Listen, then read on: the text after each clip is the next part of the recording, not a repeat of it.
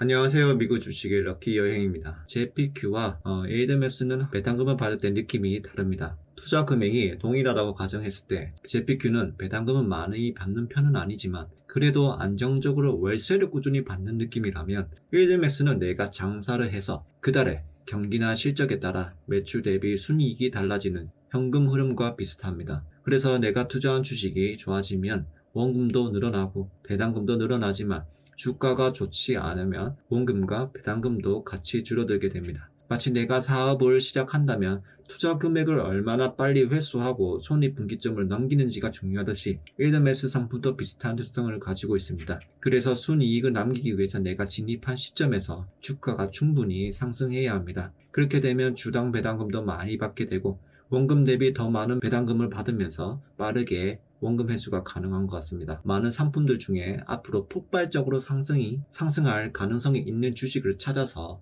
저렴할 때 진입하는 것이 이 상품을 더 잘 이해하고 효과적으로 투자할 수 있는 방법이라고 생각합니다. 투자할 때는 본인 성향이 굉장히 중요하다고 생각합니다. 나는 월세처럼 안정적인 배당을 원하시다면 JPQ 같은 상품이 더 적합하고, 그게 아니라 사업적으로 주식 성과에 따라 리스크를 어느 정도 감당하면서 배당금을 받기 원하신다면 일드메스 상품이 잘 맞을 거라고 생각합니다. 커버드콜 ETF를 처음 접하게 되면 원금이 녹는 투자, 배당금이 흘러내리는 투자라고 생각하시고 왜 이런 투자를 하는지 이해가 가지 않으실 수 있다고 생각합니다. 저 역시 과거에도 그랬으니까요. 오늘은 제 의견을 듣고 조금 다른 관점에서 바라보시면 어떨까 해서 이 영상을 준비했습니다. 저는 JP와 JPQ와 같은 커버드콜 ETF는 주식이라서 그런 거라고 생각합니다. 하지만 관점을 조금만 바꿔보면 자산의 성격이 다르다고 느껴집니다. 간단하게 요약하자면 JP와 JPQ는 월세를 받는 것이고 일드메스 초고배당 ETF는 내가 사업이나 장사를 하는 것이고, 성장주에 투자하는 것은 그대로 성장을 바라보고 재개발 지역 투자나 스타트업 투자라고 비유할 수 있습니다. 혹은 경매 투자일 수도 있습니다. JP와 JPQ는 제가 분석한 결과로는 10년 기준으로는 원금이 그렇게 많이 상승하지 않습니다. 시장이 좋다면 인플레이션 상승 정도는 늘어나는 것 같습니다. 그렇지만 지속적으로 약속한 만큼 배당금을 주려고 하고 있죠. 그리고 JP모건은 배당금에만 집중하지 않고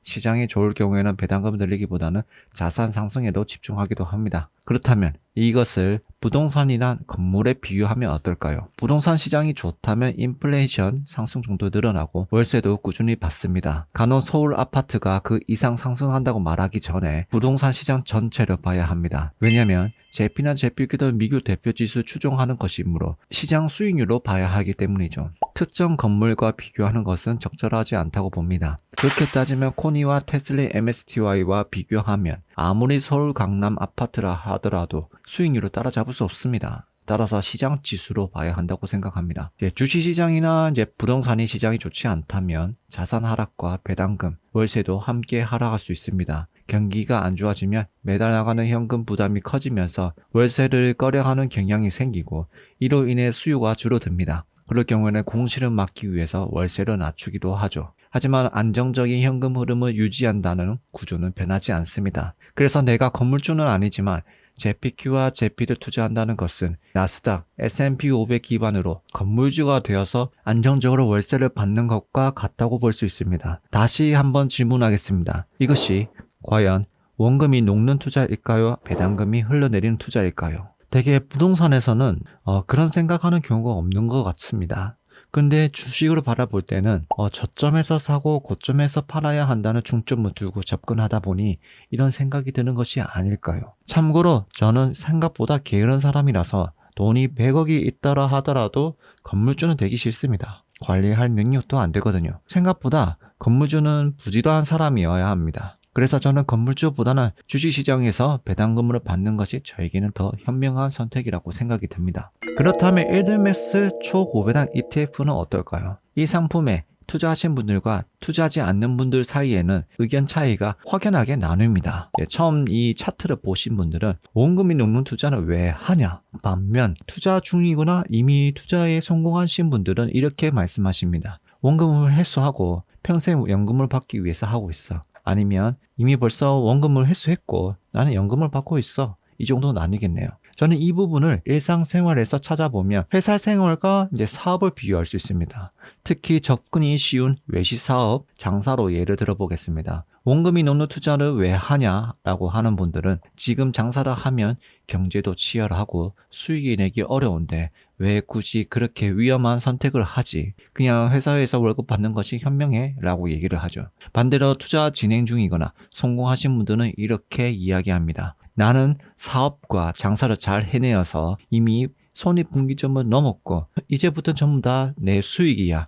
아니면 지금 그 목표를 이루기 위해서 열심히 하고 있어. 이렇게 비유할 수 있습니다. 그래서 이 상품을 이런 관점으로 보면 조금 더 이해하기 쉽다고 생각합니다. 요약하자면 JP와 JPQ는 안정적으로 월세를 받는 것이고 에이드메스는 장사를 통해 큰 성장을 기대하며 투자하는 것과 비슷하죠. 하지만 많은 사람들이 투자를 시작할 때 이미 성공한 사례를 보고 뒤늦게 따라가는 실수를 하곤 합니다. 미리 투자해서 이미 좋은 수익을 얻은 사람들은 투자 시작 전에 아주 큰 성장을 기대하고 리스크를 감수했기 때문에 성과를 낸 것입니다. 그런데 뒤늦게 큰 상승을 보고 투자에 뛰어들면 이전보다 더 큰 성장이 필요합니다. 과연 그 자산이 추가로 크게 성장을 할 수 있을까요? 쉽지는 않을 겁니다. 간단하게 프랜차이즈나 은퇴 후에 가장 많이 하는 외식 사업을 예를 들어 보겠습니다. 최근에 탕후루 큰 인기가 많았죠. 초기에 매장이 적었기 때문에 진입한 사람들은 손익분기점을 빠르게 달성하고 안정적으로 수익을 낼 수 있었습니다. 하지만 시간이 지날수록 매장이 늘어나고 경쟁이 심화되고 매출과 순이익이 점점 줄어들었죠. 늦게 진입한 사람들은 앞선 성공 사례를 보고 시작했지만 초기에 시작한 사람들보다 남은 파이가 작아졌기 때문에 매출이 부족해지고 손익분기점에 도달하는데 더 오랜 시간이 걸리게 됩니다. 결국 이 구조는 에이드메스 초고배당 ETF와 비슷하다고 볼 수 있습니다. 기초자산이 상승하지 않으면, 즉 매출이 크게 늘지 않으면 내가 투자한 금액도 줄어들고 배당금도 줄어들기 때문에 투자를 시작한 시점부터는 폭발적인 상승이 있어야 원금도 빨리 회수하고 이후에 성장세가 유지가 된다면 안정적으로 현금 흐름을 만들 수 있습니다. 하지만 기초자산이 성장세가 둔화되거나 멈춘다면 이러한 기대도 어려워질 수 있습니다. 평생 배당받는 방식도 좋지만 적절하게 일절을 하는 것, 그러니까 내가 장사를 잘하고 사업 성장도 시키고 성장세가 조금 꺾인 것 같다면 앞으로 이게 마지막이라고 생각했을 때는 적당히 권리금을 받고 나오는 것도 방법이 될 수 있습니다. 그렇기 때문에 이 상품은 내가 진짜 장사를 한다 생각하고 내가 고른 ETF, 기초자산이 진짜 앞으로 폭발적으로 성장한다고 가능성을 열어두고 그 기업을 꼼꼼히 분석을 해야 하죠. 그리고 저가에서 잘 진입하는 것이 여러분들이 원하는 목적, 빨리 원금을 회수하고 그 이후로 전부 순마진을 얻을지 반대로 상황이 나아지지 않을 것 같다고 느껴진다면 더 큰 손해를 보기 전에 빠르게 빠져나오는 것이 중요합니다. 또 이런 분들도 있으실 겁니다. 지금 비트코인, 알트코인, 테슬라 여러 가지 자산들이 급상승하는 종목들이 나오기 시작하고 주위에서 많이 벌었다는 얘기가 나오고 있습니다. 2배, 3배, 4배, 5배. 그런데 그렇게 상승을 맛봤던 사람들은 배당 투자하는 사람들을 이해 못하고 이런 얘기를 할 겁니다. 배당주에 왜 투자하지? 원금이 녹는 투자를 왜 할까? 라고 생각할 수 있습니다. 하지만 이런 질문을 하기 전에 투자는 각자 자신의 스타일과 목적에 따라 투자 이유가 다르다는 점을 이해하면 좋을 것 같아요.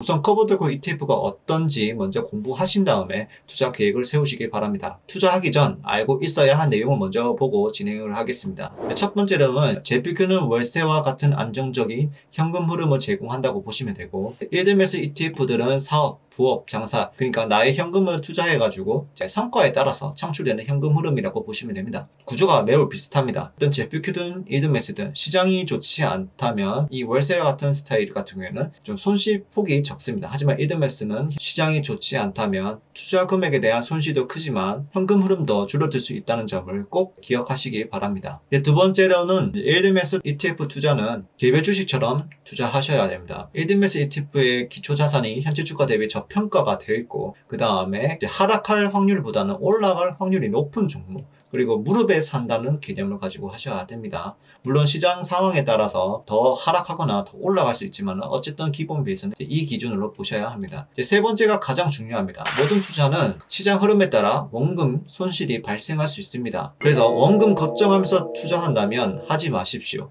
안 하는 게 낫습니다. 모든 투자는 원금을 지키면서 수익이 내는 투자는 절대 없습니다. 단지 수익이 날 확률이 높은 곳에다가 투자하는 것이지 원금을 지켜내면서 수익 내는 투자는 없습니다. 마치 왜냐면 우리가 부동산을 투자하듯이 월세 투자를 하듯이 거기서 나가는 뭐 도배라든지 수익이든지 그런 거 투자 비용도 결국에는 원금 손실입니다. 그만큼 내가 투자를 해서 수익을 더 크게 창출하는 것이기 때문에 내가 올라갈 확률을 보고 투자를 시작하고 그 이후에는 시간을 녹여서 가치를 키우는 것이지 이제 원금을 완벽히 지켜내면서 수익이 나는 투자는 없습니다. 심지어 예금과 적금도 인플레이션과 통화량 증가로 인해서 현금 가치가 하락할 수 있습니다. 숫자로 보이지 않았고 그것도 손실입니다. 원금에 대한 손실 그리고 투자 정말 이것도 모르겠다면 그냥 미국 3대 지수 적립시 매수를 하시는 걸 권장드립니다. 제가 이 자료를 만들어서 공유하는 이유는 세상에서 많은 다양한 투자 방법이 있고 상황에 따라 이 방법이 여러분의 일상생활에 큰 도움이 될 수 있다고 믿기 때문에 또 특히 당장 현금 흐름이 필요하신 분들이라면 이번 내용을 참고하시면 좋을 것 같습니다. 파일을 보면서 확인하겠습니다. 커버드 콜 ETF 월배당 투자 시뮬레이션입니다. 월배당금을 얼마나 나올지 추정을 하고 그 다음에 리스크가 얼마나 있을지 확인을 해보는 것입니다. 그래서 지금 보시면 만약에 값을 입력하게 되면 이 보라색 값만 입력해 주시면 됩니다. 나머지 건들지 않고 그 다음에 노란색 값만 또 확인을 하시면 됩니다. 자, 첫 번째로는 이제 확인해야 될 게 이 종목들 월 배당률을 보시면 됩니다. 이제 JPQ 슈드, 코니, 그냥 일드메스 상품들 이렇게 쭉 나열되어 있습니다. 그리고 이 연간 리스크가 있는데 연간 리스크가 무엇이냐 하면 이 시트 이제 목록에 보시면 이 기준은 이제 월 배당금을 6개월치를 리스크를 가정을 했습니다. 현금으로 장사하는 거기 때문에 현금을 지급한 만큼 주가가 떨어집니다. 근데 앞선 제가 말씀드리다시피 주가가 상승할 확률이 높은 곳에 투자를 해야 하기 때문에 주가 상승을 배당 지급한 만큼 어느 정도 상쇄할 수 있다고 가정해서 1년치가 아닌 절반치만 리스크를 발생할 수 있다는 것을 수치 기준으로 잡았습니다. 만약에 내가 고른 테슬라가 마이너스 32% 떨어질 거라고 생각했는데 테슬라 주가가 내가 생각한 것보다 더 많이 올라가게 된다면 이 리스크는 줄어들 수 있습니다. 반대로 주가가 올라가지 못하고 횡보한다면 이제 6개월치가 아닌 7개월, 8개월, 1년치 그 이상이 될 수도 있습니다. 이제 그 점은 감안하시고 보셔야 됩니다. 어쨌든 리스크가 알고 있어야 이 상품을 투자할 때 도움이 된다고 생각을 합니다. 그리고 JPQ도 리스크를 넣었었지만 JPQ는 장기적으로 5년에서 10년으로 그냥 월세를 받는다 기준을 했을 때는 원금 이상은 방어해준다고 보고 있기 때문에 굳이 리스크를 넣지 않았습니다. 그리고 이 영상에는 슈드는 웬만하면 투자 리스트 대상이 되지 않지만 필요하신 분을 위해서 이 목록을 추가했습니다. 지금부터 한번 어떤 결과가 나오는지 한번 보도록 하겠습니다. 먼저 투자 금액을 넣어줍니다. 투자 금액을 넣어주고 그 다음에 비중 2%를 정해주시면 됩니다. 먼저 JPQ는 이제 현금 안정적인 월 현금 흐름을 발생한다고 보시면 이 비중은 조금 높이면 높일수록 배당금은 적게 주지만 안정성은 올라가고 그 다음에 일드메스 같은 경우에는 배당금은 많이 주지만 안정성이 떨어진다고 볼 수 있습니다. JPQ를 100%를 넣게 되면 월 세후 7만 4천 원 정도 주고 세후 연간 89만 5천 원을 지급이 됩니다. 1년 배당금 수익률 기준으로 9%고 리스크 제외하고 실질적으로 어느 정도 수익률이 날 것인지 추정값도 나오게 됩니다. 요즘에 인기가 많은 테슬리나 코니, MSTY를 한번 넣어보도록 하겠습니다. 코니를 넣게 되면 이제 월 13만 3천으로 전에보다 거의 2배가 가까운 월 배당금 흐름이 발생합니다. 반면 1년 리스크 46만 원을 발생하면서 이제 실질적으로 수익률은 11% 정도 날 수 있다고 이제 볼 수 있습니다. 시장이 좋다면 2%도 올라가겠죠. 그러면 테슬리도 한번 넣어보도록 하겠습니다. 테슬리도 마찬가지 이제 코니보다는 조금 낮지만 JPQ 100%보다 더 많은 배당금 지급하고 그보다 더 높은 MSTY를 넣게 된다면 더 높은 배당금 지급하게 됩니다. 그만큼 리스크는 올라가게 됩니다. 비중은 조금 더 이제 공격적으로 해보겠습니다. 코니와 테슬리를 10% 각각 넣게 되면 17만 원을 주게 됩니다. 그럼 기존 100%보다 2배가 더 많은 많은 17만원 주게 되고, 반대로 이제 MSTY를 넣게 된다면 20만원 가까이 월 배당금이 지급이 됩니다. 그렇다면 정말 나는 공격적으로 월 배당금을 더 많이 내고 싶어, 리스크를 감안하더라도 했을 때 70% 나머지 10% 각각 주게 된다면 24만원으로 거의 3배 가까이 이제 늘릴 수 있는 월 배당금 흐름을 발생하게 됩니다. 그러면 여기서 그 금액을 조금씩 더 올려보도록 하겠습니다. 기본적으로 한 3천만원까지 하게 된다면, 리스크를 좀 크게 가져간다면 월 70만원 월 현금 흐름을 발생하게 되고 연간 400만원 손해를 보게 되는데, 일드메스 ETF는 이것도 장점이라고 생각합니다. 내가 한 해 투자를 좀 잘해서 1000만원 이상 수익이 났다 했을 때 내년에 내야 되는 양도소득세가 이제 220만원 내야 되게 되는데, 그 반대로 나는 이게 연말에 이게 마이너스 400만원을 손익 실현시켜서 1000만원에서 600만원 수익이 나게끔 만들어주면 그만큼 또 양도소득세 절세가 되기 때문에 이 투자는 어느 정도 비중을 가져가신다면 꽤나 큰 도움이 된다고 볼 수 있습니다. 근데 만약에 이제 보통 부부가 5천만원의 현금이 여유가 있다고 했을 때 삶의 윤택함을 좀 올릴 수 있는지 확인해 보도록 하겠습니다. 이제 5천만원을 제 PQ에 전부 다 100% 넣게 되면 47만원 정도입니다. 사실 47만원 정도 월 배당이 나오기만 해도 상당히 좀 도움이 됩니다. 월세 어느 정도 아니면 이자를 조금 갚는다든지. 그러면 여기서 리스크를 조금씩 더 올리게 되면 66만원, 85만원, 120만원까지 됩니다. 그 연간 1700만원 정도, 세전 1700만원 정도 연 배당금이 발생하게 됩니다. 개인 5천만원이라면 이때부터는 이제 배당금 조절을 해야 됩니다. 연 2천만원 넘게 되면 금보료를 더 내야 되는 부담감이 있기 때문에 이 정도 관리만 하더라도 충분히 좋은 성과를 낼 수 있다고 봅니다. 그 다음에 흔히 말하는 파이어족, 경제적 자유, 이제 우리가 말하는 이제 슈드를 연 3천만원 아니면 연 2천만원을 받기 위해서 얼마나 필요한지를 보시면 이제 5억이 필요합니다. 5억이 필요한데 아까 전에 보시다시피 5천만원에 있다면 당장 월 현금 흐름을 크게 발생을 시킬 수 있죠. 물론 슈드는 이제 배당 성장주이기 때문에 갈수록 주가 상승과 배당이 증가하지만은 이와 같은 경우에는 주가가 상승하지는 않죠. 그렇지만 당장 해결할 수는 있습니다. 그러면 경제적 자유를 얻으려면 10억이 정도 있어야 이제 연간 3,800만원 배당금이 발생하면서 회사를 다니지 않고서도 이제 생활을 할 수 있다고 이렇게 생각을 하시는 분이 있는데, 이거를 잘만 활용한다면 저는 한 2억 정도만 있더라도 충분히 가능하다고 봅니다. 근데 이제 파이어족을 좀 잘못 알고 계시는 분들 좀 있습니다. 파이어족은 맨날 놀고 먹고 일을 안 하는 것이 아니라 내가 회사에서 나와서 나의 일을 하기 위해서 원동력을 만들어 주는 것이기 때문에 평생 놀고 먹자는 의미로 생각하시면 이제 안 좋은 결과가 나올 수 있다고 봅니다. 저 역시 지금 이제 회사를 나온 지 한 6개월 좀 넘었는데, 이런 전략을 통해서 제가 지금 하고 있는 일을 원동력, 그러니까 좀 경제적 부담이 좀 적게 들면서 지속적으로 가능하게끔 이게 할 수 있는 돈의 힘이지 일을 안 해도 된다는 생각으로 하시는 건 아닌 것 같습니다. 1억에서 2억까지 한번 세팅을 해보도록 하겠습니다. 1억에서 JPQ를 100% 넣게 되면 월 74만원, 연간 1000만원 정도 됩니다. 근데 여기서 이제 리스크를 조금씩 올리게 된다면 콘이 10%만 넣게 되더라도 지금 연간 1,800만원, 거의 연 2천만원 배당금은 채울 수 있습니다. 여기서 내가 2억만 있더라도 어떻게 파이어족으로 한다면 어느 정도 가능하다고 볼 수 있겠죠. 그러면 여기서 리스크를 조금 더 올려보도록 하겠습니다.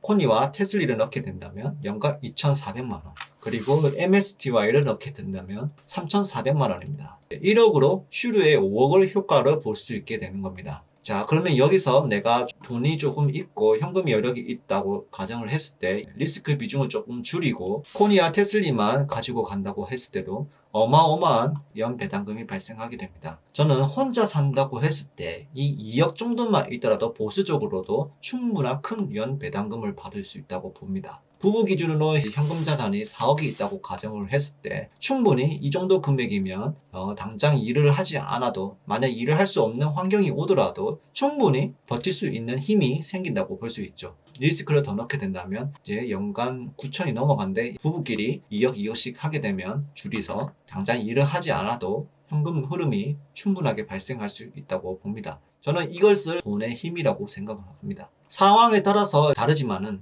이런 방법도 나의 금융장사 전체 100%로 하는 건 추천드리지 않습니다. 제 기준으로 해서는 뭐 성장주 30%, 뭐 지수 투자, 그 다음에 이 배당주 투자를 정말 그냥 슈드로 투자할 것인지, 아니면 월 현금 흐름이 당장 조금 더 늘리고 싶어서 슈드가 아닌 이제 커버드 콜로 세팅해가지고 월 현금을 좀 키운 다음에 이거를 급해서 이걸 쓰기도 하고, 아니면 이거를 역으로 이용해서 현금을 잘 축적을 했다가 좀 이제 자산 시장이 좀 떨어졌을 때 이 현금을 활용해서 QQQ나 뭐 QAD 이런 좀 레버리지 효과를 이룰 수 있는 자산에 투자해서 또 시간이 지나서 더 자산을 불리는 효과도 사용할 수 있고 다양하게 사용할 수 있습니다. 절대적으로 이걸 100%로 전부 다 이런 방식으로 하는 거는 추천드리지는 않습니다. 뭐 만약에 이제 정말 급하다면 할 수는 있겠지만. 자, 오늘 이런 자료 보고 좀 어떤 생각이 드시는지 모르겠지만 이제 커버드 콜트 ETF를 이제 이미 하고 계시고 좀 어떻게 세팅을 하지, 어떤 리스크를 좀 봐야 할지 하는 사람들은 이 자료를 통해서 본인만의 포트폴리오로 좀 만들어 보면서 자기 기준에 세워가지고 해보시면 좋을 것 같아요. 고배당 ETF 투자 조건입니다. 첫 번째, 올해 비과세 250만원을 훨씬 넘는 매매 차익을 얻었다. 세 번째, 이번 연도 금융종합소득 과세 2천만원을 채우지 못했다. 네 번째, 고배당 ETF 기초자산이 상승할 가능성이 높아 보인다. 기계적으로 손절할 수 있는 경험이 풍부한 투자자에게 상황에 따라 괜찮은 투자 방법이 될 수 있습니다. 이 상품을 이미 투자하고 계신 분이라면 대다수 사람들은 높은 배당금을 활용해서 원금을 빨리 회수하고 이후에는 꾸준히 배당금을 받으면서 평생 연금을 받는 전략으로 접근하고 있을 가능성이 높습니다. 일부 투자자들은 이번 해에 큰 차익을 실현해서 내년에 발생할 양도소득세 부담을 상쇄하기 위해서 배당금을 받은 만큼 자산을 녹이는 특성을 활용하여 양도세 해지용으로 접근하기도 합니다. 테슬라를 과연 얼마나 오래 보유해야 할까요? 그리고 원금 회수 이후에도 계속 보유하는 것이 과연 좋은 전략일까요? 과거 데이터를 분석해서 그 특성을 파악해 보도록 하겠습니다. 테슬리 ETF는 2022년 11월 20일에 상장되었습니다. 약 2년 1개월 지난 시점, 이 기간 동안 기초자산에 테슬리는 비교적 긴 횡보장을 보냈습니다. 반면 테슬리는 기초자산에 직접 투자하지 않는 구조로 인해 횡보장에서는 주가가 오히려 우하향하며 배당금도 역시 줄어드는 특성을 보이고 있습니다. 이러한 점을 숙지한 후에 영상을 끝까지 시청해 주시면 감사하겠습니다. 테슬라의 배당금 지급일 기준으로 테슬라, 테슬리 종가, 그리고 주당 분배금 살펴보면 기초자산인 테슬라의 주가가 테슬리는 점진적으로 가격이 하락하며 분배금이 역시 꾸준히 감소하는 모습을 보였습니다. 중간중간에 분배금이 높게 지급이 된 경우에는 주로 단기적인 테슬라의 큰 상승으로 인한 변동성 증가로 오션 프리미엄 수익이 크게 발생했기 때문입니다. 총 24개월 동안 분배금을 8개월 그리고 6개월 단위로 나누어 보면 8개월은 1.6, 1, 0.88, 6개월은 1.62, 1.41, 0.79, 0.95로 점진적으로 줄어들었으며 분배금은 처음보다 절반 가까이 감소한 것을 확인할 수 있습니다. 상장일 기준 테슬라, 테슬리, 그리고 테슬리 누적 배당금을 포함한 수익률을 비교해보면 테슬라는 130% 상승한 반면 테슬리는 마이너스 61% 하락, 누적 배당금을 포함하면 9% 수익률을 기록하고 있지만 배당 소득세를 적용하면 이마저 마이너스가 될 가능성이 높습니다. 테슬라는 24개월 평균 월 배당금이 6% 지급하고 있으며 이러한 데이터를 보면 테슬리가 평생 연금으로 활용되기에는 현실적으로 제약이 있음을 알 수 있습니다. 여기까지 자료를 보시면 테슬라가 횡보를 했기 때문에 테슬리가 실적으로 좋지 않다고 볼 수 있습니다.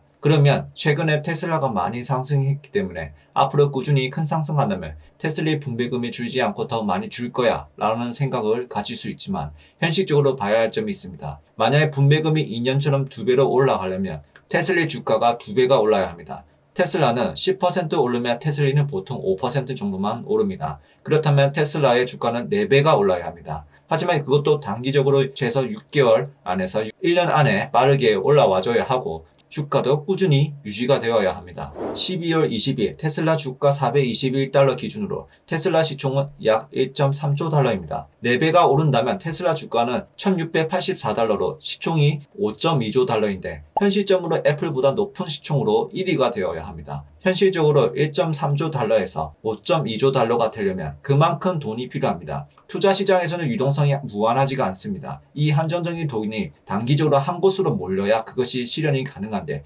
현실적으로 가능할까요? 힘들다고 봅니다. 테슬라의 상장일부터 투자를 해서 현재 마이너스 61%인데 앞으로 2년 더 보유하면 괜찮은지 과거 2년 데이터를 참고해서 살펴보겠습니다. 24년 11월 29일 평가 금액 기준으로 2년 뒤 마이너스 61% 똑같이 떨어진다고 가정했을 때 26년 11월 29일 평가 금액은 450만원, 원금 3천만원 기준 마이너스 85% 수익률, 월 분배율은 27만원입니다. 테슬라 기초자산 바탕으로 테슬리를 분석해보면 평생 연금으로는 조금 무리가 있어 보입니다. 그렇다면 어떻게 해야 할까요? 테슬리를 상장일 이후에 투자했다면 지금부터는 원금 회수가 끝났기 때문에 여기서부터는 배당금을 더 받을지 아니면 기초자산 테슬라가 하락 가능성이 조금 더 높다면 양도세 해지용으로 고의적으로 마이너스 손익 실현시켜서 내년에 내야 할 양도소득세 부담을 줄이는 방법이 있습니다. 원금 회수가 끝난 시점에서는 마이너스 1,800만원 손실을 보고 있을 때 고의적으로 마이너스 손익 실현시킨다면 369만원을 절세할 수 있습니다. 만약에 팔지 않고 2년 더 끌고 간다면 그리고 주식 흐름이 과거 2년과 같다면 손실 금액은 마이너스 2,540만원으로 약 560만원 절세 효과와 2년 누적 배당금 820만원을 수익 볼 수 있습니다. 여기서 궁금증 하나. 테슬리 배당금으로 테슬리 재투자하는 것은 어떨까요? 결과입니다. 2년 기준으로 원금을 회복하지 못하였습니다. 재투자는 배당소득세 적용했습니다. 제 기준은 코보드콜을 기초자산을 들고 있지 않는 일드메스 상품을 다시 재투자하는 건 추천하지 않습니다. 많은 배당금을 받더라도 결국 배당소득세를 내야 하며 연 2천만원 혹은 종합소득 8,400만원 넘지 않게 관리도 해야 하는 번거로움이 있습니다. 일반 계좌로 현금이 녹는 상품에 재투자해서 배당금의 크기만 키우는 것은 좋지 못하고 판단이 됩니다. 왜냐하면 기본적으로 자산 상승 효과를 봐야 하는데 사실 현금을 들고 장사하는 거나 마찬가지이기 때문에 자산 가치 상승을 보지 못하기 때문입니다. 저는 일드메스 초고배당 ETF 투자 경험은 적지만 이러한 특성을 파악하고 있기 때문에 저의 기준 초고배당 ETF 투자 원칙은 개별 주식을 투자하듯이 첫 번째로는 기초자산의 기업 가치 대비 가격이 저렴한 경우, 두 번째, 기초자산이 앞으로 좋아질 확률이 높고 유망한 기업일 경우, 세 번째, 개별 주식 투자하듯이 투자한 이유가 사라진다면 바로 손절할 것입니다. 주식 투자를 할 때 기본적인 원칙이 무엇인가요? 즉, 기본적으로 우리가 주식으로 돈을 벌려면 어떻게 해야 돈을 벌 수가 있나요? 단순합니다. 주식 가격이 저렴할 때 사고 비쌀 때 팔아서 차익을 얻어내면서 수익을 얻는 것입니다. 그렇기 때문에 우상향하는 자산을 투자할수록 수익을 얻을 수 있는 가능성이 높기 때문에 우상향 자산을 선호합니다. 아무리 저렴하더라도 우하향하는 주가 차트는 우상향하는 차트보다 수익을 낼 확률이 적습니다. 예를 들어 구글 차트를 보겠습니다. 구글은 꾸준히 우상향을 해왔습니다. 하지만 일드메스에서 제공하는 고배당 코보드콜 ETF GOOY는 차트가 어떤가요? 우하향입니다. 같은 기간 구글 차트와 비교하더라도 다른 방향을 나타냅니다. 그렇다면 주식으로 돈을 벌 수 있는 확률이 높은 원칙을 지킨다면 우상향하는 기초자산 구글에 투자하는 것이 좋고 우하향하는 GOOY에 투자하는 것은 잃을 확률이 높다는 얘기가 나옵니다. 하지만 고배당 코보드콜 ETF는 조금 다릅니다. 제가 감히 일드메스 투자하실 때는 간단한 원칙을 말씀드리겠습니다. 첫 번째, 원금에 집착하지 마세요. 두 번째, 고배당 코보드콜 ETF는 주식 가격 차이로 이익을 얻어내는 방식이 아닙니다. 다른 관점으로 봐야 합니다. 세 번째, 그래서 기초자산과 수익률 비교를 할 필요가 없습니다. 이것만 일단 기억하시면서 영상을 끝까지 시청해주시면 감사하겠습니다. 일드메스 투자를 결심한 이후에 기초자산의 흐름이 상승, 하락, 횡보를 했을 때 각 추세마다 어떤 성과를 이루어지는지 확인하고 저의 의견을 말씀드리도록 하겠습니다. 첫 번째 분석 종목은 테슬라입니다. 상장일부터 현재까지입니다. 투자 금액은 $10,000이지만 이제 퍼센트로만 확인하시면 되겠습니다. 차트를 먼저 보시면 테슬라는 테슬리 상장일 이후에 아주 큰 변동성이 있었지만 사실 횡보장을 걸치고 트럼프 당선 이후에 크게 올랐습니다. 결국 테슬리 상장일 이후에는 상승했다는 결과입니다. 결과를 보도록 하겠습니다. 먼저 테슬라는 115% 주가 상승, 테슬리는 마이너스 65% 기록했습니다. 그러나 테슬리가 약 2년 동안 받은 배당금은 원금에 대비 75%를 회수를 하였고 배당금 포함하면 수익률 9%입니다. 만약에 두 종목을 매도를 한다 했을 때 발생하는 양도세를 포함한다면 테슬리는 23%, 테슬라는 90% 수익률을 기록하고 있습니다. 그리고 여기에 비중을 한번 조절을 해보겠습니다. 기초자산 테슬라 70, 테슬리 30% 했을 경우에는 88% 수익률, 테슬라 수익률이 비슷하게 나옵니다. 그리고 중간값을 하면 70% 수익이 나고 테슬리 비중을 늘리고 테슬라를 적게 가져간다면 기초자산 수익률은 약간 하락하지만 배당률은 50%로 유지하고 있습니다. 지금부터 상승, 하락, 횡보장 결과가 있을 텐데 아주 흥미로운 결과가 있습니다. 먼저 보는 시선을 수익률을 보시는 것보다 현금 흐름에 한번 잘 집중해 줘서 보시면 다른 시각도 볼 수 있습니다. 두 번째, 투자 이후의 하락입니다. 차트를 먼저 보시면 기간은 23년 7월 17일부터 24년 6월 12일입니다. 이 기간에 우리가 성장주를 투자하다 보면 특히 테슬라는 마이너스 40~50% 떨어지는 경우는 굉장히 자주 있는 일입니다. 어떻게 보면 투자를 실패했다고 느낄 수 있고 굉장히 힘든 시기를 겪는다고 볼 수 있는 투자 결과입니다. 그랬을 때 이제 테슬리와 테슬라 성과를 비교해 보겠습니다. 테슬라는 약 마이너스 40%를 기록을 했고 테슬리는 주가가 마이너스 60%가 하락을 했습니다. 하지만 약 1년 동안 받은 테슬리는 배당금이 30%를 회수를 했고 이것을 포함한다면 마이너스 28% 기록을 했습니다. 양도세, 절세까지 수익을 포함한다면 테슬리는 마이너스 15%, 테슬라는 마이너스 30% 수익률을 기록을 했습니다. 비중을 한번 조절을 해본다면 테슬라 70%, 테슬리 30%는 테슬라 수익률과 거의 비슷하게 보여주고 50대 50을 해주면 약간 수익률이 올라가는 것을 보지만 별 차이는 안 납니다. 그리고 반대로 기초자산을 줄이고 커버드 콜을 늘리게 되면 평가손해의 약 절반 정도 배당금을 회수하는 것을 볼 수 있습니다. 다음은 투자 이후에 횡보했을 때입니다. 커버드 콜 ETF가 횡보에 좋다고 하던데 실제로 정말 좋은지 한번 확인해 보겠습니다. 기간은 24년 8월 17일부터 24년 7월 30일입니다. 테슬라는 횡보 기간에도 플러스 마이너스 30% 큰 변동수를 보여주고 있고 다른 영상에서 말씀드렸지만 테슬라는 애플, 마소, 구글과 같은 성장주이지만 장기 투자가 굉장히 어려운 종목 중 하나인 이유가 바로 큰 변동성 때문입니다. 결과입니다. 테슬라 평가 수익은 거의 보합입니다. 그리고 테슬리는 마이너스 43% 기록을 했으며 테슬리가 받은 1년 동안 배당금은 38%, 그리고 배당금 포함하면 마이너스 5%, 양도세 절세까지 포함하면 4% 수익률을 보고 있습니다. 비중 조절을 한번 해보겠습니다. 테슬라가 70% 경우에는 보합, 50% 경우에도 거의 보합, 테슬리를 70%를 했을 경우에도 거의 보합입니다. 하지만 테슬리 비중이 올라가면 올라갈수록 주가 손익은 커지고 그만큼 배당금을 지급하는 흐름을 볼 수 있습니다. 다음은 투자 이후의 상승입니다. 기간은 24년 1월 24일부터 25년 1월 8일입니다. 차트를 보시다시피 투자 시작한 날부터 9개월 동안은 횡보를 거쳤고 최근에 트럼프 당선 이후에 갑작스럽게 상승해서 현재는 상승으로 마감된 상태입니다. 평가 수익을 보시면 테슬라는 90% 상승, 테슬리는 마이너스 29%, 1년 동안 받은 배당금 54%, 그것을 포함하면 25% 수익률,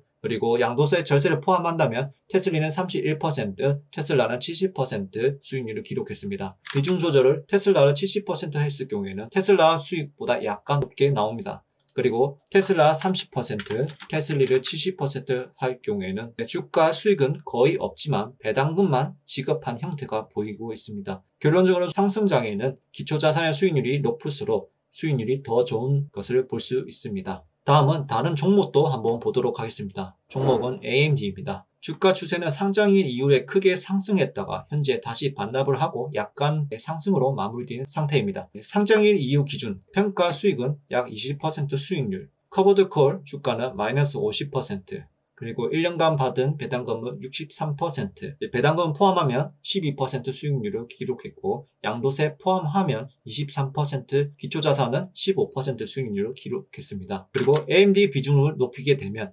21%, 절반을 했을 경우에도 20%, 커버드 콜 비중을 올렸을 때도 20%입니다. 하지만 변화를 보시다시피 평가 손익은 마이너스가 되지만 배당금이 조금 더 늘어나는 구조를 볼 수 있습니다. 다음은 투자 시점 이후에 원웨이로 하락할 경우입니다. AMD가 1월 24일부터 25년 1월 8일까지 중간에 약간의 반등은 있었지만 한 방향으로 하락을 했습니다. 평가 수익 AMD는 마이너스 31%, 커버드 콜 AMDY는 마이너스 58%를 기록했고 1년 동안 받은 배당금은 41%, 총 수익은 마이너스 16%, 그리고 최종으로 양도세까지 포함하면 AMDY는 마이너스 4%, 그리고 기초자산은 마이너스 24% 기록을 했습니다. 비중을 조절하게 되면 커버드콜 비중을 올리면 올릴수록 주가 손실을 크게 보지만 그만큼 배당금을 받으면서 손해를 만회하는 모습을 보여주고 있습니다. 종합적으로 테슬라와 AMD 데이터를 확인해 보았을 때는 상승장에는 기초자산의 수익률이 좋기 때문에 커버드콜이 절대 이길 수는 없습니다. 하지만 커버드콜 주가는 하락은 했지만 상당히 많은 배당금을 즉시 받았기 때문에 이미 현금을 확보를 하였고 기초자산과 커버드콜 비중을 조절만 한다면 평가 손익은 보합으로 만들고 배당금을 받을 수 있는 구조로 만들 수 있습니다. 하락장에서는 상승장과 반대로 기초자산이 커버드콜을 이길 수 없는 구조가 나옵니다. 평가 손익은 커버드콜이 더 크지만 양도세 해지와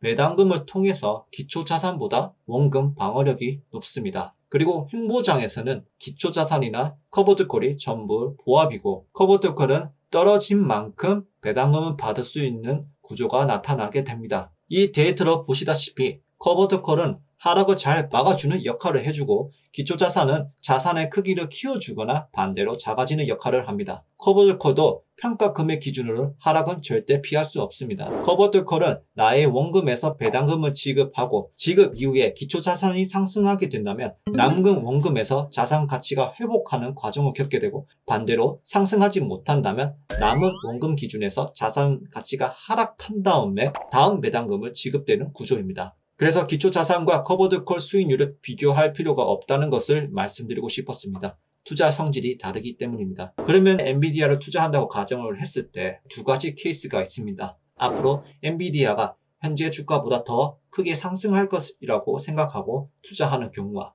아니면 지금 상승할지 아니면 하락할지 모르지만 그래도 당장 의미가 있는 현금 수익을 받기 위한다면 NVDY를 투자하면 괜찮다고 생각을 합니다. 다만 진입 시기마다 다르지만 커버드콜은 주가 하락은 피할 수 없습니다. 하지만 다른 자산에 재투자해서 또 다른 기회 창출이 가능하고 물론 커버드콜도 손들을 쳐야 더 큰 투자 금액을 재투자가 가능하지만 테슬라 기준을 보시면 이미 원금의 30% 현금을 확보를 했기 때문에 조금 더 유리한 면이 있지 않나 생각합니다. 간단하게 정리하면 기초자산은 기다림을 통해서 수익을 얻는 방식이고 커버드콜은 제사를 깎는 방식이지만 일단 수익을 얻고 재투자로 또 다른 성과를 내는 것입니다. 저는 개인적 의견으로는 이드메스에서 제공하는 고배당 커버드콜 ETF는 이런 분들에게 추천드립니다. 투자를 오래 하셨고 손익 실현이 이미 비과세 250만원을 넘었으며 내년에 내야 하는 양도세가 부담이 되시거나 또 성장주 비중이 100%로 하고 있고 리스크를 줄이기 위해서 커버드콜을 약간 섞는 방법으로 하신다면 조금 더 안정적인 자산 운용이 가능하다고 봅니다. 그리고 일단 성장주에 투자하고 싶은데 당장 투자하기에는 두렵고 어려움을 느낀다면 일단 제사 깎기 방식이라도 우선 배당금을 받아보고 조금 더 안정적인 자산에 재투자하는 것도 괜찮다고 봅니다.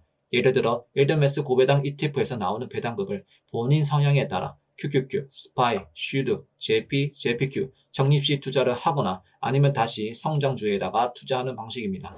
그리고 지난번에 월배당 계산기 템플릿 영상에서 말씀드렸다시피 단기적으로 월배당 흐름 크기를 키우고 싶어 하시는 분들 한해서는 좋다고 봅니다. 그 다음 추천드리지 않는 경우는 이미 금융소득 종합과세 2천만원을 채우셨거나 배당금을 더 받게 되었을 때 종합소득 8,400만원이 넘는 경우 그리고 은퇴를 하신 분들 중에서 이 상품을 아주 큰 비중으로 투자 계획을 가지신 분들 투자를 처음 하셨는데 비과세 250만원 넘지도 못하고 그러니까 지금 미국 주식 투자가 서툰 상태인데 이 투자를 주도적으로 하는 건 추천드리지 않습니다. 은퇴자와 처음 투자하는 사람 기준으로 왜 추천을 하지 않는 이유는 커버드콜은 배당나기에 주가가 하락을 하게 되는데 그분들은 대다수가 원금에 대한 집착이 있기 때문에 계획한 투자가 제대로 진행되기가 어렵다고 판단이 됩니다. 저는 일드메스 고배당 커버드콜 ETF에서 지급되는 배당금을 다시 일드메스에 재투자하지 않는 것을 추천드린 바 있습니다. 그 이유는 주가와 배당금 흐름이 우하향 방향을 나타내기 때문에 배당 재투자가 큰 도움이 되지 않는다는 저의 의견입니다. 과연 저의 의견이 맞는지 이번 영상에서 한번 확인해 보도록 하겠습니다. 이번에는 양도세 해지에 대한 변동성은 들어가지 않고 배당 재투자를 위해서 배당 소득세는 적용을 했습니다. 첫 번째, 1드메스 배당금을 1드메스에 재투자. 두 번째, 1드메스 100% 투자하고 배당금을 기초자산에 재투자. 세 번째는 1드메스 70%, 기초자산 30%를 먼저 투자하고 배당금을 기초자산에 재투자. 이 세 가지 경우와 기초자산 수익률, 1드메스 수익률을 함께 비교해보면서 어떤 결과가 나타나고 상승장, 하락장에는 어떤 경우가 조금 더 안정적인 결과가 보이는지 확인해 보도록 하겠습니다. 분선 종목은 테슬리, AMDY, MBDY, MSTY, 코니, YMAX, YMAC 총 7개의 종목입니다. YMAX와 YMAC을 제외한 나머지 종목들은 기초자산과 비교할 수 있지만 YMAX는 1드메스 ETF가 골고루 구성되어 있어서 전체 시장의 흐름에 따라 평균적으로 반영이 됩니다. 그리고 YMAC은 MSEV 종목으로 구성되어 있습니다. 그래서 YMAX와 YMAC은 기초자산을 직접 비교하기 어렵기 때문에 상관관계가 높은 QQQ로 기초자산으로 설정했습니다. 첫 번째 테슬라입니다. 자료가 많아서 최대한 간결하게 설명하기 위해서 이번 영상은 핵심적인 부분만 확인하면서 말씀을 드리겠습니다. 시작하기 전에 우선 누적 배당금 칸에 초록색 칸과 파란색 칸이 있는데 초록색 칸은 1DMS에만 투자를 하고 평가 금액 그리고 누적 배당금을 합한 값을 나타내기 위해서 표시를 해두었고 파란색 칸은 재투자 과정에 그동안 받은 누적 배당금입니다. 이 값은 총 합계와 무관하지만 재투자 과정에서 배당금이 얼마나 재투자했는지 확인하기 위한 것입니다. 테슬라 상장일 기준입니다. 테슬리 배당금을 테슬리에 재투자했을 경우 원금을 회복했지만 평가 금액보다 더 많은 배당금을 재투자했음에 불구하고 수익률은 처참합니다. 테슬리를 100% 투자하고 배당금을 테슬라에 투자했을 때는 테슬라 수익률의 절반 정도 성과를 보였고 테슬라 30%, 테슬리 70% 투자하고 배당금을 테슬라에 재투자했을 때 조금 더 좋은 성과를 보였습니다. 이 흐름은 앞으로 끝까지 비슷하게 보일 것입니다. 상승장입니다. 테슬라 수익률 90%, 테슬리 배당 재투자 상장인 만큼 최악은 아니지만 꽤나 많은 배당금을 재투자를 했습니다. 시간과 노력 대비 처참한 결과를 보입니다. 테슬리 배당금을 테슬라에 재투자, 비중 조절 후 테슬라에 재투자하는 경우가 조금 더 좋은 결과를 보여주고 있습니다. 하락장은 모두 비슷한 결과를 보여주고 있습니다. 여전히 테슬리 재투자하는 것은 노력 대비 결과가 좋지 않습니다. 횡보장입니다. 횡보장도 역시 비슷한 결과를 보여주고 있고 투자 기간이 길면 길어질수록 1드메스 배당 재투자 효과는 현저히 감소합니다. 이것을 참고하시고 다음 종목들을 빠르게 살펴보겠습니다. AMD입니다. AMDY 상장일 기준으로 기초자산 수익률 14%, AMDY는 0%, AMDY 재투자는 수익률 24%지만 재투자 배당금이 상당히 많습니다. 결국 배당금이 기초자산에 투자하는 것이 더 나은 성과를 보여주고 있습니다. AMD 하락장입니다. 하락장에서는 모두 성과가 좋지 않았지만 AMDY는 약간의 하락 방어를 보여주고 있습니다. 다음 쪽은 엔비디아입니다. 엔비디아의 상장일 이후 거의 상승세만 보여주었기 때문에 상승장 기준으로만 분석이 되었습니다. 테슬라와 다르게 엔비디아의 재투자가 성과가 있는 것처럼 볼 수 있지만 결국 배당 재투자 금액을 확인해 보면 여전히 배당금을 기초자산에 재투자하는 것이 더 좋은 성과를 보여주게 됩니다. 다음 종목은 MSTR입니다. 상장일 기준과 최고점에 매수했을 경우 이 두 가지를 비교해 보겠습니다. MSTR은 결국 상승으로 마감했지만 커버드 콜은 많은 배당금을 지급하면서 큰 변동성을 보여주고 있습니다.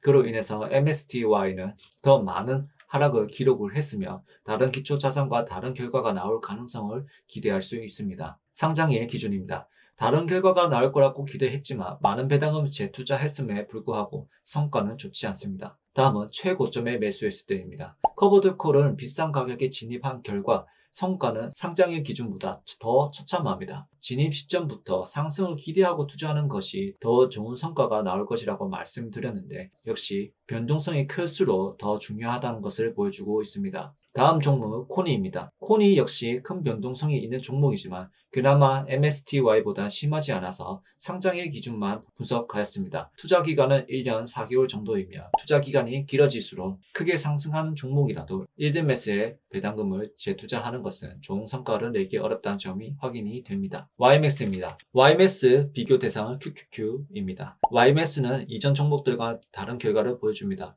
현재 상장일 기준으로 1년 정도 데이터를 보면 YMS에 투자했을 때와 YMS 배당 재투자 성과와 크게 차이 나지는 않지만 여전히 재투자 배당금이 상당히 많습니다. YMS는 앞의 종목보다는 변동성이 적기 때문에 다소 안정적인 모습을 보이고 있지만 그래도 기초자산에 투자하는 것이 더 좋은 성과를 보여주고 있습니다. 다음은 YMAC입니다. YMAC은 YMS와 비슷한 흐름이 보이지만 YMAC의 수익률이 나스닥보다 더 나은 성과를 보여주고 있습니다. 그 이유는 24년에는 M세부 종목 위주로 주가가 상승했기 때문입니다. 반면 YMS는 하락한 종목도 포함이 되어 있기 때문에 성과가 상대적으로 YMAC보다는 낮습니다. 다음은 상장일 기준으로 재투자한 값만 모아서 확인해 보겠습니다. 보시다시피 기간이 길어질수록 수익률이 낮아지고 누적 배당금은 많아집니다. 변동성이 높을수록 원금에 가까운 배당금을 재투자를 했음에도 성과는 좋지 않습니다. 하락장에도 비슷한 결과를 보여줍니다. 상승장에는 변동성이 적거나 폭발적인 상승이 있어야 의미 있는 성과를 낼 수 있는 것으로 보입니다. 다음은 비중 조절 투자를 한 이후에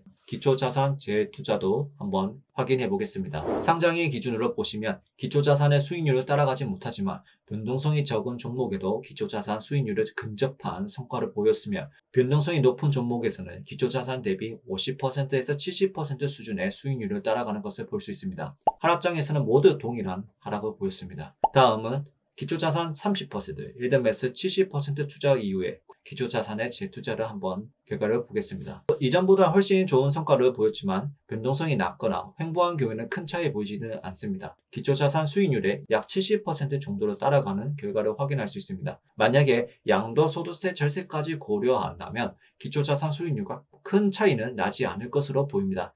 하락장에는 역시 동일한 결과를 보여주고 있습니다. 반복적인 내용이지만 이번 분석 내용을 정리하겠습니다. 일드매스 고배당 ETF에서 지급되는 배당금을 일드매스에 재투자하는 것은 추천하지 않습니다. 배당 재투자는 상승할 가능성이 높은 자산에 하는 것이 더 좋은 성과를 보여줍니다. 그리고 만약에 성장주를 투자하고 싶은데 투자 결심한 시점부터 하락의 두려움을 갖고 있다면 하지만 또 상승할 거라고 기대감이 같이 가지고 있다면 일드매스 70%, 기초자산 30%로 구성한 뒤에 일드매스에서 지급되는 배당금을 성장주에 재투자하는 방법이 조금 더 좋지 않을까라는 이번 분석 결과 바탕으로 조심스럽게 저의 의견을 말씀드립니다. 그 이유는 어떠한 경우에도 하락장에는 비슷한 결과가 나오지만 커버드콜 ETF는 지속적으로 배당금을 지급하기 때문에 그 배당금을 활용해서 저렴한 가격에 주식수를 늘려간다면 힘든 하락장을 더 안정적으로 버틸 수 있을 거라고 판단이 됩니다.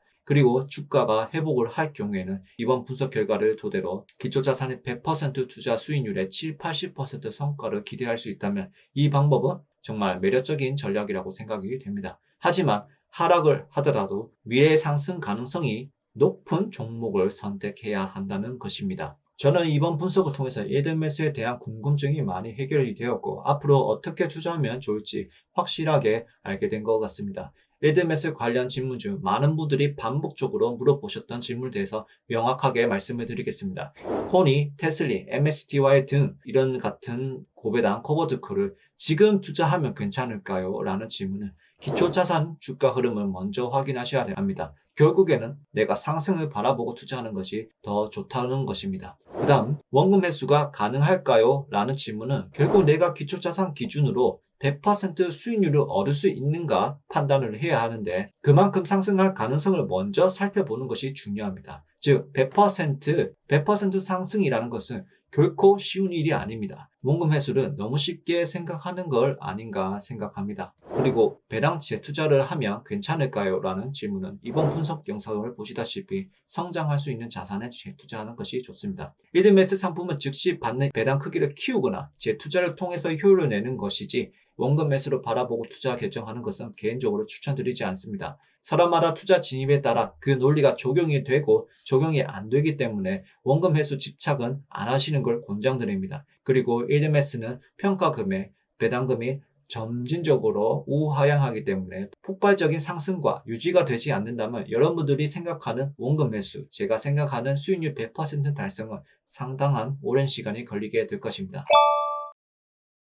일드매스에서 24년 9월에 ABCD 4개의 그룹이 나누어지면서 매주 배당금을 받을 수 있게 운용 방식이 변경이 되면서 나온 투자 아이디어가 바로 풍차 돌리기입니다. 풍차 돌리기 투자는 A에서 배당금을 받으면 B그룹에 재투자, B그룹에서 C그룹, C그룹에서 D그룹, D그룹에서 A그룹에 재투자하는 방식입니다. 이런 방식으로 주식수를 점차 늘리면서 배당금의 크기를 키우는 전략입니다. 이번 영상에서는 풍차 돌리기와 다른 투자 방법과 비교해보면서 풍차 돌리기 투자가 정말 좋은 방법인지 알아보도록 하겠습니다. 일단 이 시뮬레이션을 진행하기 전에 저의 관점은 배당 재투자는 우상향하는 자산에 재투자하는 것이 옳다는 관점을 가지고 있습니다. 에드메스 ETF 주가, 배당금이 우하향 흐름을 나타내기 때문에 안 좋다고 말씀을 드렸습니다. 이전 영상에서도 에드메스 커버드콜 배당금을 에드메스 재투자 백테스팅을 돌려봤는데 좋지 못한 결과가 나왔기 때문이죠. 이번에도 저의 관점이 맞는지 결과를 보면서 어떤 흐름을 나타내고 있는지 확인해 보겠습니다. 종목은 그룹별 가장 인기 많은 종목입니다. A그룹은 테슬리, B그룹 엔비디, C그룹 코니, D그룹 MSTY입니다. 투자 금액은 4만 달러, 종목별 $10,000씩 투자, 배당 소득세 적용입니다. 테스팅 기간은 그룹별 나누어지면서 배당금의 지급을 시작한 23년 10월부터 24년 1월 16일입니다. 이 기간 동안 배당금을 지급한 횟수는 4회입니다. 4회 동안 받은 누적 배당금은 12,567달러, 평가 금액은 47,120달러로 수익률 18%. 그동안 주식수는 10%에서 최대 40%가 늘었고 평균 23%입니다. 여기서 평가손익의 누적 배당금을 빼게 된다면 마이너스 5,463달러가 증발하게 됩니다. 그렇다면 에드메스에 재투자하지 않고 보유만 하게 된다면 평가 금액과 누적 배당금 포함 수익률 33%입니다. 그리고 같은 기간 기초자산에 투자를 했더라면 68% 수익률을 기록했습니다. 24년 10월부터 25년 1월 16일 기간 동안 엔비디아 제외한 3개의 종목들은 트럼프 당선 이후에 아주 많이 오른 종목들입니다. 그에 반면 풍차 돌리기는 결과가 좋지 않은 분들은 일부 배당금은 증발한 모습도 보여주고 있습니다. 그렇다면 기간을 조금 더 늘려보면 어떤 결과가 나올까요? 하지만 기간을 늘리려면 조건이 있습니다. 23년 10월부터는 운영사에서 그룹별 배당금을 지급한 기록으로 백테스팅이 가능하지만 이전에는 모든 종목이 같은 날에 배당금이 지급이 되었습니다. 그래서 24년 9월 이전 자료는 지급일 기준이 아닌 그룹별로 백테스팅을 진행하겠습니다. 그렇기 때문에 신뢰도는 떨어질 수 있습니다. 기간은 MSTR 첫 배당금 지급일 기준입니다. 24년 4월 3일부터 25년 1월 16일입니다. 결과를 보기 전에 우선 기초자산 주가 흐름을 먼저 확인하겠습니다. 테슬라는 긴 횡보를 지나고 최근에 주가가 급등, 엔비디아는 초반에 상승하다가 현재는 횡보 구간, 코인베이스는 중간에 급락을 했다가 최근에 회복, MSTR은 역시 테슬라와 비슷한 흐름을 가지고 있습니다. 결과입니다. 10회차 동안 받은 누적 배당금 28,000달러, 평가 금액은 51,935달러로 수익률 30%입니다. 주식수는 70에서 80%가 늘었고 평가 손익에서 누적 배당금을 빼게 된다면 16,000달러가 증발했습니다. 에드메스에 재투자하지 않고 보유만 하게 된다면 평가 금액 플러스 누적 배당금 포함 수익률은 19%입니다. 같은 기간에 기초자산에 투자를 했더라면 84% 수익률을 기록했습니다. 4개월 기준과 10개월 기준은 다른 결과를 보이고 있습니다. 물론 주가 흐름에 따라 결과가 달라지겠지만 풍차 돌리기 투자 방법은 배당금이 증발하는 형상은 공통적으로 보이고 10개월 기준은 에드메스를 보유만 하는 것보단 좋은 결과가 나타났습니다. 여기서 하나 더 추가한다면 에드메스 배당금은 보유가 아닌 기초자산에 재투자하게 된다면 48% 수익률을 기록했습니다. 우하향하는 자산에 재투자했음에 불구하고 이런 결과가 나온다는 것에 조금 놀라웠습니다. 상식에 벗어난 결과입니다. 그렇다면 풍차 돌리기 방식도 재투자 기간이 길어지면 길어질수록 성과가 더 좋아지는 흐름을 갖고 있는지 확인하기 위해서 기간을 조금 더 늘려봤습니다. 하지만 기간을 더 늘리기 위해서는 D그룹, MSTY보다 상장이 빨리 된 종목으로 변경해야 합니다. MSTY와 비슷한 성격을 가진 ETF는 없지만 D그룹에서 좋은 성과를 보여주고 있는 아마존의 커버드콜 아마존 Y를 선택했습니다. 기간은 코니 첫 배당금 지급일 기준입니다. 23년 10월 5일부터 25년 1월 16일입니다. 기초자산 주가 흐름을 확인하겠습니다. 테슬라는 긴 횡보를 지나고 최근에 주가가 급등, 엔비디아는 초반엔 상승하다가 중반부터는 횡보 구간, 코인베이스는 초반에 급상승 후 하락했다가 최근에 회복, 아마존은 우상향입니다. 결과입니다. 16회 동안 받은 누적 배당금은 41,832달러, 평가 금액은 65,424달러로 수익률 63%입니다. 주식수는 50%에서 최대 147%, 평균 110%가 증가했습니다. 평가 손익에서 누적 배당금을 빼게 된다면 마이너스 16,590달러가 증발했습니다. 에이드메스 재투자하지 않고 보유만 하게 된다면 평가금액 플러스 누적 배당금, 수익률 48%, 같은 기간 기초자산에 투자를 했더라면 153% 수익률 기록했습니다. 그리고 에이드메스 배당금은 기초자산에 재투자를 한다면 87% 수익률입니다. 투자기간 10개월인 D그룹 MSTY 종목과 16개월인 D그룹 아마존 Y 종목을 풍차 돌리기 방식으로 비교한 결과 변수는 있겠지만 단순히 1드메스만 보유하는 것보다 더 긍정적인 성과를 보이고 있습니다. 하지만 또 봐야 하는 점이 있습니다. 연 배당금 2천만 원을 초과하게 된다면 초과 금액이 종합소득에 포함되어 각종 세금 부담이 증가한다는 점도 고려해야 합니다. 현재 4만 달러 투자 기준으로 보시다시피 상당한 배당금이 발생했으며 종합소득 8,400만 원 한도 내에서 유지를 했다면 세금 부담을 줄어들 수는 있겠지만 초과 시에는 수익률이 떨어질 수밖에 없습니다. 지금까지 결과를 보면 풍차 돌리기 투자는 배당금 규모가 커져서 종합소득 기준에 영향을 미치는 상황이라면 아무리 성과가 좋아 보이더라도 신중하게 판단해야 할 필요가 있습니다. 그래도 주식수가 2배가 늘어나는 것을 보았을 때 자산을 늘리는 목적보다는 우선 배당금의 크기를 키우는 목적으로 투자 금액을 낮추고 진행한다면 어떨까요? 투자 금액 13,000달러 기준으로 누적 배당금은 2천만 원입니다. 그리고 1회차보다 마지막 회차를 보시다시피 배당금이 2배가 늘어났습니다. 자산을 늘리지 않고 배당금의 크기를 키우는 목적이라면 괜찮은 방법이라고 볼 수 있는 결과가 나옵니다. 정리해 보겠습니다. 종목마다 주가 흐름이 다르기 때문에 결과는 달라질 수 있습니다. 에이드메스 각 그룹별 대장 ETF 기준으로 봤을 때 주가가 여전히 상승한다고 가정한다면 풍차 돌리기 투자 방법은 투자 기간이 길어질수록 에이드메스만 보유만 하고 배당금을 받는 것보다 더 나은 성과를 보여주고 있습니다. 하지만 이 방법은 일반 계좌로 투자하는 경우 투자 금액이 아주 중요합니다. 주식수는 늘어날 수 있지만 평가손익에서 누적 배당금을 차감하게 되면 돈이 증발하는 모습도 보이고 또한 연 배당금이 2천만 원을 초과하게 되면 추가적으로 발생하는 각종 세금 부담과 종합소득 8,400만 원 넘어설 경우에는 수익률 저하가 생길 수 있기 때문에 본인 상황이 어떤지 먼저 확인이 필요합니다. 그렇지만 지금 내가 투자를 하고자 하는 목표가 자산의 크기를 키우는 것보다 배당금의 크기를 먼저 키운다는 투자 목적을 가지고 있다면 투자 기간을 정하고 목표 배당금 연 2천만 원 혹은 종합소득 8,400만 원 내외로 설정을 하고 그 목표가 도달했을 시점에서는 풍차 돌리기를 중단하고 그 이후로는 꾸준히 배당금을 받겠다는 최종 목표를 가지고 진행한다면 좋은 결과가 있을 것 같습니다. 하락장 기준에도 어떤 결과가 있을지 정말 궁금하지만 에이드메스 ETF들은 23년, 24년 상승장에 ETF들이 상장이 되었기 때문에 정확히 알 수가 없습니다. 그 점을 감안하고 투자 결정을 하셔야 합니다. 저는 그래도 에이드메스에 재투자하는 것보다는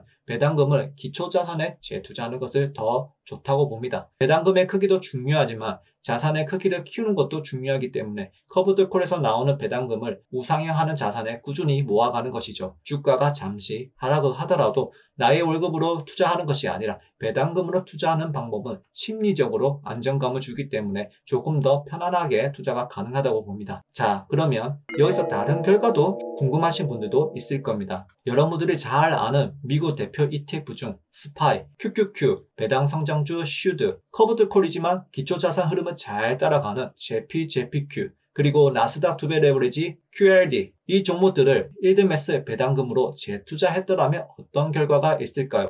배당 16회차 기준으로 보겠습니다. 순위별로 정렬했습니다. 상위 3개의 수익률은 1위 기초자산의 재투자, 2위 나스닥 2배 레버리지 QAD, 3위는 풍차 돌리기입니다. 풍차 돌리기는 투자 금액에 따라 편차가 있을 수 있지만 수익률 기준으로 해서는 3위를 차지했습니다. 4위는 QQQ, 5위 스파이, 6위 JPQ, 7위 슈드, 파리, 제피, 꼴찌는 일드메스 매수 보유만 했을 경우입니다. 제가 라이브 방송에도 자주 말했다시피 이 배당금을 잘 활용하는 것이 아주 중요하다고 말씀을 드렸습니다. 그리고 놀라운 점은 제피와 제피큐를 보시면 일드메스에 4만 달러를 투자하고 제피큐 평가금이 42,000달러를 확보했습니다. 제피큐에서 나오는 5월 배당금만 하더라도 220에서 280달러를 안정적으로 받을 수 있게 된 겁니다. 초반에 공격적으로 하되 점차 안정적인 포트폴리오를 구성하고 싶은 분들은 이 방법도 괜찮아 보입니다. 풍차 돌리기는 투자 금액에 따라서 다양한 결과를 제공하기 때문에 특정한 조건 아니라면 장기적인 관점으로 보더라도 배당 재투자는 우상향하는 기초자산을 모아가는 것을 더 추천드립니다. 그리고 풍차 돌리기 방법은 개인 계좌로 하시는 것보다 법인 계좌가 유리하다고 봅니다. 법인 투자에 대해서는 잘 모르는 분야이지만 풍차 돌리기 투자 계획을 가지고 계신다면 법인 투자에 대해서 알아보시는 것을 추천드립니다.